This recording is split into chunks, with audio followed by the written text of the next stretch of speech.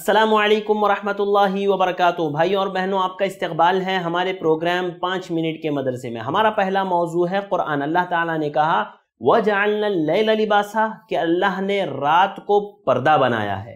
نیند اللہ رب العالمین کی ایک عظیم رحمت نعمت ہے جو تھکے ماندے بندوں کو راحت و آرام، سکون و اطمینان اور امن و امان کا ایک ذریعہ ہے۔ انسان کو پرسکون نیند سے ہمکنار کرنے کے لیے اللہ تعالیٰ نے اس کے لیے ایک سازگار ماحول بنایا ہے۔ اللہ تعالیٰ نے فرمایا وَمِن رَحْمَتِهِ جَعْلَ لَكُمُ اللَّيْلَ وَالنَّهَارَ لِتَسْكُنُوا فِيهَا اور ہم نے اپنی رحمت سے تمہارے لیے رات بنائی تاکہ تم آرام کر سکو اور تم شکر گزار بنو۔ جس طرح انسانی زندگی کے لیے کھانا پینا سانس لینا ضروری ہے، اسی طرح سونا اور آرام کرنا بھی ذہنی و جسمانی صحت اور تندرستی کے لیے اہم ہے۔ رات کو چند گھنٹوں کی نیند انسان کی فطری و بنیادی ضرورت ہے۔ کوئی انسان اس ضرورت سے بے نیاز نہیں ہو سکتا، جبکہ نیند کا نہ آنا یہ بڑا عذاب ہے، بڑی سزا ہے انسان کے لیے۔ بے سکون نیند یا نیند کی کمی انسانی دماغ پر منفی اثرات مرتب کرتی ہے اور بے شمار جسمانی و دماغی بیماریوں کا ذریعہ ہوتی ہے، جسے دل، دماغ، معدہ، جگر کی بیماریاں، ڈپریشن، ذہنی تناؤ، چڑچڑاپن، اسی طرح سے ہائی بلڈ پریشر وغیرہ کی جو بیماریاں ہوتی ہے یہ نیند کی کمی کی وجہ سے ہوتی ہے۔ نیند کی کمی سے انسان کے وقت میں ہمیشہ غنودگی اور انسان ہمیشہ تھکاوٹ محسوس کرتا ہے، جسم و ذہن اس کا تھکا ہوا ہوتا ہے، پریشان ہوتا ہے۔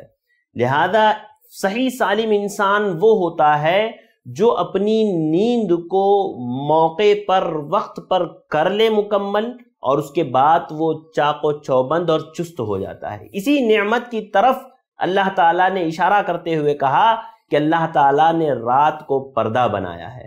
آپ کو پتہ ہونا چاہیے کہ اگر ہم اتباع نبوی کرتے ہوئے آرام کریں اور اس کے ساتھ ساتھ جو چیزیں اللہ کے نبی نے کرنے کے لیے کہا ہے اس کو کریں تو انسان کا سونا بھی عبادت بن جاتا ہے۔ حدیث دیکھیے، اللہ کے نبی صلی اللہ علیہ وسلم نے فرمایا کہ جس شخص نے عشاء کی نماز با جماعت پڑھی گویا اس نے آدھی رات کا قیام کیا، آدھی رات تک قیام کیا، اور جس نے عشاء اور فجر دونوں با جماعت ادا کی اور جماعت کے ساتھ نماز پڑھی تو گویا اس نے پوری رات کا قیام کیا۔ سوچئے آپ نے عشاء کی نماز پڑھی، آپ سو گئے، آپ نے رات بھر کوئی عبادت نہیں کی، آپ جلدی سوئے تاکہ فجر میں اٹھ سکیں، فجر کی نماز آپ نے پڑھ لی تو گویا آپ کو پوری رات اللہ رب العالمین عبادت کرنے کا اجر دیں گے۔ تو کتنا بڑا ثواب ہے، کتنا زیادہ فائدہ ہے۔ تو یہ اللہ رب العالمین نے اس آیت میں اسی بات کی طرف اشارہ کیا ہے کہ اللہ تعالیٰ نے رات کو لباس بنایا ہے تاکہ آپ سکون و اطمینان سے سو، اور سونا اللہ رب العالمین کی اتنی بڑی نعمت۔ ناظرین، چلتے ہیں ہمارے آج کے دوسرے موضوع کی طرف۔ ہمارا آج کا دوسرا موضوع ہے سنت، مگر اس سے پہلے آپ سے گزارش، آپ ہمارے ویڈیو کو لائک کیجئے، کمنٹ کیجئے، شیئر کیجئے اور ہمارے چینل کو سبسکرائب کرنا ہرگز نہ بھولیے۔ سنت میں آج ہم بات کریں گے میت کے کفن کو خوشبو لگانا، یہ مستحب ہے، چاہے میت مرد ہو یا عورت ہو۔ سنت نبویہ سے ثابت ہے۔ حضرت اسماء بنت ابی بکر رضی اللہ عنہا بیان کرتی ہیں کہ انہوں نے اپنے گھر والوں کو اس بات کی وصیت کی تھی، نصیحت کی تھی کہ جب میں فوت ہو جاؤں تو میرے کپڑوں کو دھونی دینا اور پھر مجھے حنوت لگانا۔ حنوت کہتے ہیں جو میت کے بدن اور اس کے کفن میں خوشبو کستوری یا عنبر یا کافور لگاتے ہیں، اس کو حنوت کہتے ہیں، اور اس سے مراد خوشبو ہوتی ہے۔ لگایا جاتا ہے خوشبو کے لیے، خوبصورتی کے لیے یا رنگ کے لیے یہ نہیں لگایا جاتا، بلکہ یہ خوشبو کے لیے لگایا جاتا ہے۔ اسی طرح ایک اور روایت جس میں وہ جس آدمی کی وفات ہوئی تھی حالت احرام میں، یاد ہوگا آپ کو عرفہ والی حدیث میں نے کئی بار ذکر کیا ہے، تو اس آدمی کے اونٹ نے اس کی گردن توڑ دی تو اس کی حالت احرام میں وفات ہوئی، تو اللہ کے نبی صلی اللہ علیہ وسلم نے اس شخص کے متعلق فرمایا تھا کہ اسے خوشبو مت لگاؤ، اسے خوشبو مت لگاؤ، یعنی جو لوگ حالت احرام کے علاوہ وفات پاتے ہیں ایسے لوگوں کو خوشبو لگانا چاہیے۔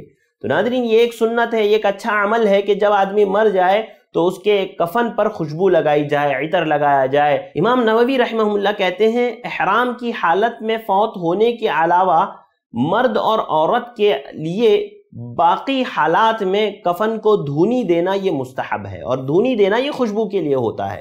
تو ناظرین، یہ چند باتیں تھی جو میں نے آپ کے سامنے ذکر کی، امید کرتا ہوں آپ لوگوں کو پسند آئی ہوگی، لیکن ضروری ہے کہ جو باتیں بتائی جا رہی ہے میں اور آپ اس پر عمل کریں، ورنہ یاد رکھیے ہم صرف سنتے جائیں اور چھوڑتے جائیں تو کل قیامت کے دن مجھ سے اور آپ سے اس پر سوال ہو سکتا ہے کہ کیا ہم نے سنی ہوئی باتوں پر عمل کیا یا نہیں کیا۔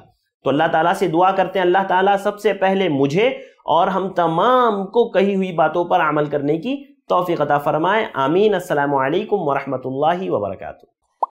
دین کی بات عام کرنے میں i+TV کی مدد کریں۔ پے ٹی ایم یا گوگل پے کے لیے ہمارے نمبرز پر ٹرانسفر کریں۔ ایسے ہی اور ویڈیوز بنانے میں ہماری مدد کریں۔